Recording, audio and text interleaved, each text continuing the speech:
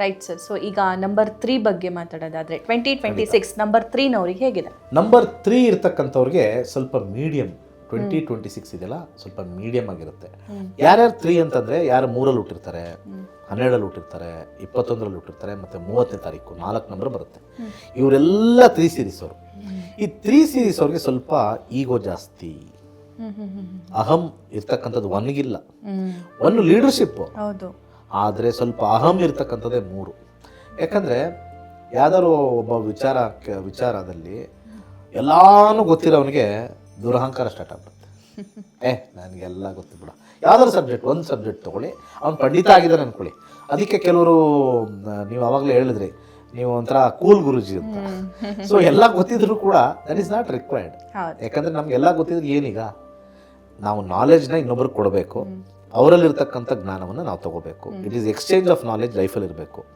ನನ್ನ ಹತ್ರ ಒಂದು ನಾಲೆಜ್ ಇದೆ, ನಿಮ್ಮ ಹತ್ರ ಒಂದು ನಾಲೆಜ್ ಇದೆ, ನೀವು ನನಗೊಂದು ಕೊಡ್ತೀರಾ, ನಾನು ನಿಮ್ಗೊಂದು ಕೊಡ್ತೀನಿ. ಬಟ್ ನನ್ನ ಹತ್ರ ಇರೋ ನಾಲೆಜ್ ನನ್ನ ಹತ್ರನೇ ಇದೆ, ನೀವೊಂದು ಕೊಟ್ಟಿದ್ದು ಒಂದಿದೆ, 2 ನಾಲೆಜ್ ಆಯಿತು. ನನ್ನ ಹತ್ರ ₹1 ಇದೆ, ನಿಮ್ಮ ಹತ್ರ ₹1 ಇದೆ, ನಾವು ನಿನಗೆ ₹1 ಕೊಡ್ತೀನಿ, ನೀನು ನನಗೊಂದು ಕೊಡು ಅಂದರೆ ನನ್ನ ಹತ್ರ ಎಷ್ಟು ಉಳಿತು? ಒಂದೇನೆ. Knowledge will have to, but ದುಡ್ಡು ಕರೆನ್ಸಿ ಅದೆಲ್ಲ ಒಂದೇ ಇರುತ್ತೆ ಎಕ್ಸ್ಚೇಂಜ್ ಮಾಡ್ಕೊಂಡಾಗ. ಸೊ ಆ ಕಾನ್ಸೆಪ್ಟಲ್ಲಿ knowledge has to be exchange ಅಂತ ಹೇಳ್ತೀವಿ. ಸೊ ಆ ಬೇಸಿಸ್ ಮೇಲೆ ಈ 3 ಅವರು very good in terms of knowledge. ಅವ್ರಿಗೆ ಮುಂದೆ ಒಂದು ಸ್ವಲ್ಪ ಈಗೋ ಅನ್ನೋ ಒಂದು ವಿಚಾರದಲ್ಲಿ ಬಂದ್ಬಿಡುತ್ತೆ ಮುಂದೆ ಈ 3 ಮತ್ತು 12, 21, 30.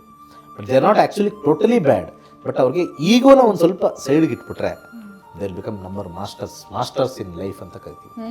ಆಮೇಲೆ ಇವ್ರದ್ದು ಸ್ವಲ್ಪ ಸೆಲೆಕ್ಟಿವ್ ಫ್ರೆಂಡ್ಸ್ ಜಾಸ್ತಿ, ಎಲ್ಲರನ್ನೂ ಫ್ರೆಂಡ್ ಮಾಡ್ಕೊಳ್ಳಲ್ಲ.